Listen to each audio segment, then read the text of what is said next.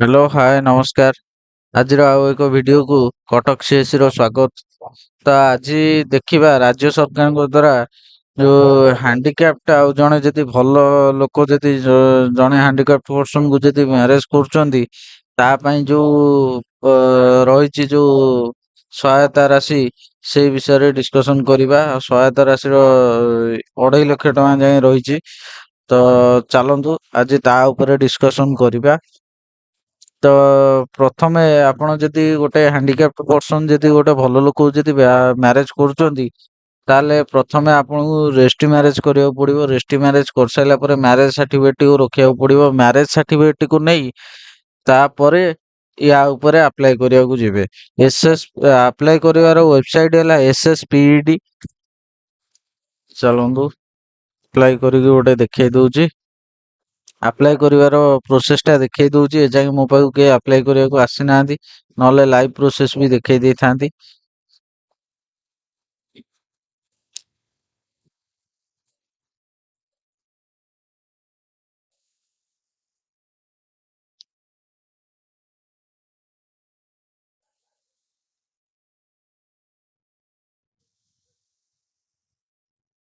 Marriage incentive ଉପରେ click କରିବେ।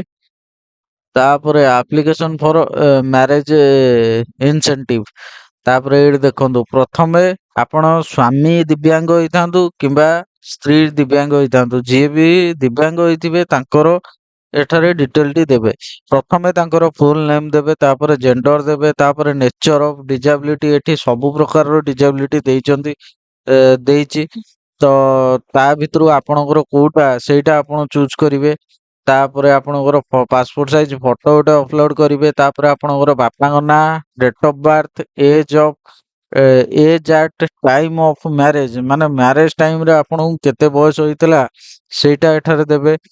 ତାପରେ ରିଲିଜିଅନ, ଆପଣ ହିନ୍ଦୁ କି ମୁସଲିମ କି ଖ୍ରୀଷ୍ଟିଆନ କି ଆଉ କଣ ଦେବେ। ତାପରେ କାଷ୍ଟ ଆପଣଙ୍କର କଣ ସେଇଟା ଦେବେ। ତାପରେ ଏଜୁକେଶନାଲ କ୍ୱାଲିଫିକେସନ କଣ ସେଇଟା ଦେବେ। ତାପରେ ଡିଷ୍ଟ୍ରିକ୍ଟ ଦେବେ, ସବ ଡିଭିଜନ ଦେବେ, ତହସିଲ ଦେବେ। ତାପରେ ଆଡ୍ରେସ ଟାଇପ କଣ ଆପଣଙ୍କର ମ୍ୟୁନିସିପାଲିଟି ଏରିଆରେ ଯାଉଛି କିମ୍ବା ସରପଞ୍ଚ ଏରିଆରେ ଯାଉଛି, ବ୍ଲକ ଏରିଆରେ ଯାଉଛି ସେଇଟା ଦେବେ। ତାପରେ ହାଉସ ନମ୍ବର, ପ୍ଲଟ ନମ୍ବର କିମ୍ବା ପିନକୋଡ, ଆଉ ଅକ୍ୟୁପେସନ କଣ ଆପଣ କରନ୍ତି। ତାପରେ mobile number, email ID, UDID card, ଏଇଟା 20ଟା ସଂଖ୍ୟା ଥିବ, ନହେଲେ 24ଟା ସଂଖ୍ୟା ଥିବ।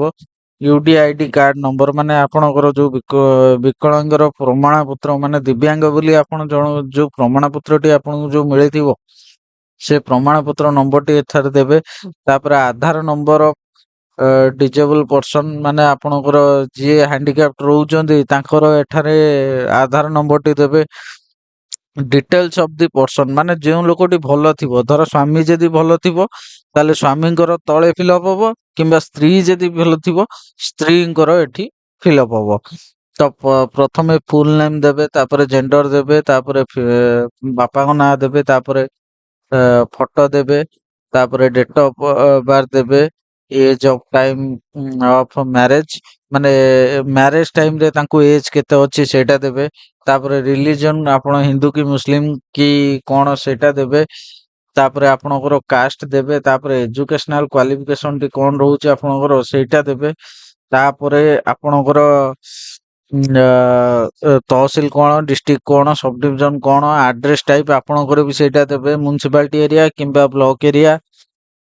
ତାପରେ ଆପଣଙ୍କର house number, plot number, pin, ଆଉ ଅକୁପେସନ ଆପଣ କଣ କରନ୍ତି, mobile number, mail ID, UDID card, ସେ ଯଦି ଆପଣଙ୍କର ଡିଜାବିଲିଟି ଯଦି ଥିବେ, ଦି ଜଣ ଯଦି ଡିଜାବିଲିଟି ରହୁଛନ୍ତି ତାହେଲେ ସେଇଟା ଆପଣଙ୍କୁ ମିଳିବନି। କିମ୍ବା ଆଉ ଗୋଟେ ଯୋଉ ରହୁଛି ଇଣ୍ଟରକାଷ୍ଟ ମ୍ୟାରେଜ, ଯୋଉଟା ଆପଣଙ୍କର ଆପ୍ଲାଏ ହଉଛି, ମାନେ ଜଣେ ଛୋଟ ଜାତି ଆଉ ଜଣେ ବଡ ଜାତି, ଯଦି ସେ କ୍ଷେତ୍ରରେ ଯଦି ଜଣେ ଦିବ୍ୟାଙ୍ଗ ଆଉ ଜଣେ ଭଲ ଥିବେ ତାହେଲେ ଏ, ସେ ଜାଗାରେ ଆପଣ ଦିଟାରୁ ଗୋଟିଏ ସୁବିଧା ନେଇପାରିବେ।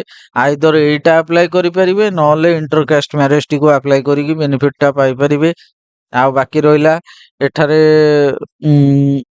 ଇମେଲ ଆଇଡି ଆଉ ଆଧାର ନମ୍ବର ଅଫ ଅଦର ପର୍ସନ, ମାନେ ଯିଏ ଭଲ ଲୋକ ଥିବେ ତାଙ୍କର ତଳେ ଦେଇ ସାରିଲା ପରେ ସବୁ ଡିଟେଲ। ତାପରେ କପୁଲ ରେସିଡେନ୍ସ ଆଡ୍ରେସ, ଧର ଜଣେ ଜଣେ ଥାଆନ୍ତି ବାହାଘର ପରେ ତ ଶ୍ୱଶୁର ଘରକୁ ଯାଆନ୍ତି, ଆଉ ଜଣେ ଜଣେ ଘର ମାନେ ଝିଅ ଘରେ ହିଁ ରହିଯାଆନ୍ତି। ତ ସିଏ ଏ ଜାଗାରେ ତାଙ୍କର ଇଏ ଦେବେ, ଆଡ୍ରେସ ଟିକୁ ଦେବେ। ଆଇଦର ସିଏ ବାହା ହେଲା ପରେ ପୁଅ ଆଡ୍ରେସରେ ରହୁଛନ୍ତି କି ଝିଅ ଆଡ୍ରେସରେ ରହୁଛନ୍ତି। ଯଦି ଆପଣଙ୍କର ଫାଷ୍ଟ ଆଡ୍ରେସ ଯୋଉଟା ଦେଇଥିବେ ସେ ଆଡ୍ରେସରେ ଯଦି ରହୁଛନ୍ତି, ଫାଷ୍ଟ ଆଡ୍ରେସ ଉପରେ କ୍ଲିକ କଲେ ଏଠାରେ ଅଟୋମେଟିକ ଫିଲଅପ ହେଇଯିବ।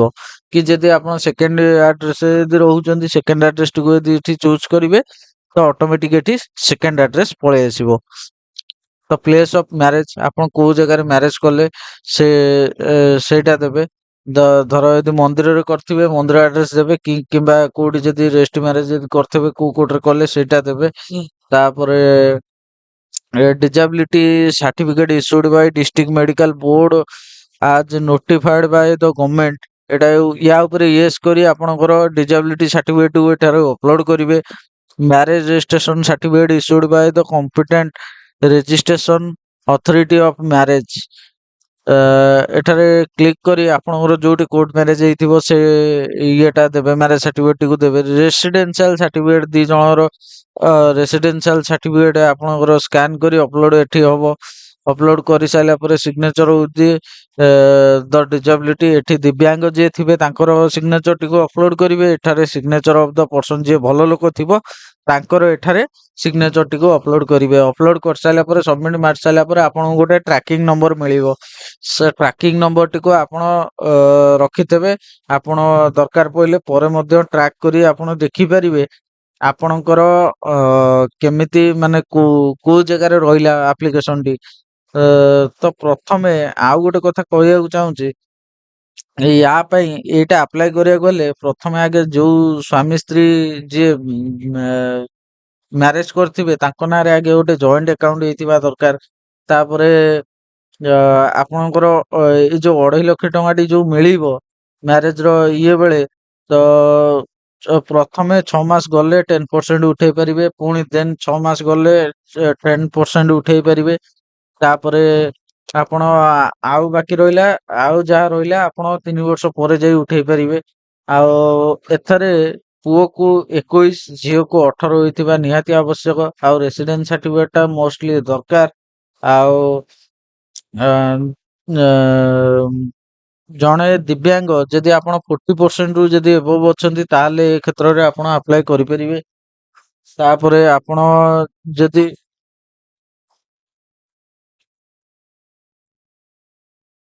ଆପଣଙ୍କର ଡକୁମେଣ୍ଟ ଲାଗିବ, disability, marriage certificate, residence certificate, ଏଇ 3ଟା ଜିନିଷ ମୋଷ୍ଟଲି ଲାଗିବ। ତାପରେ ଆପଣ ଜଏଣ୍ଟ ୱିଡ୍ରାଲ ଏଥିରେ ମାରିପାରିବେ। ଆଉ ଯଦି ଜଣେ ଚାହିଁବେ ଯଦି ପଇସା ଉଠେଇବାକୁ ଉଠେଇ ପାରିବେନି, ଆପଣ ଜଏଣ୍ଟ ଆକାଉଣ୍ଟରେ ହିଁ ଜଏଣ୍ଟ ୱିଡ୍ରାଲ ହିଁ ମାରିପାରିବେ। ତ ଆପଣଙ୍କର ଏତିକି ରହୁଛି ଆଜିର ଭିଡିଓ। ତ ଭିଡିଓଟି କେମିତି ଲାଗିଲା ଆପଣ କମେଣ୍ଟ ମାଧ୍ୟମରେ ଜଣେଇବେ। ଯଦି କୋଉଠି ଡାଉଟ ରହିଲା କହିବେ, ମୁଁ ହେଲ୍ପ କରିବାକୁ ଚେଷ୍ଟା କରିବି। ତ ଚ୍ୟାନେଲଟିକୁ ସବସ୍କ୍ରାଇବ କରିବାକୁ ଭୁଲିବେନି। ତ ଆଜିର ଭିଡିଓ ଏତିକି ଥିଲା। ରହୁଛି। ଜୟ ଜଗନ୍ନାଥ।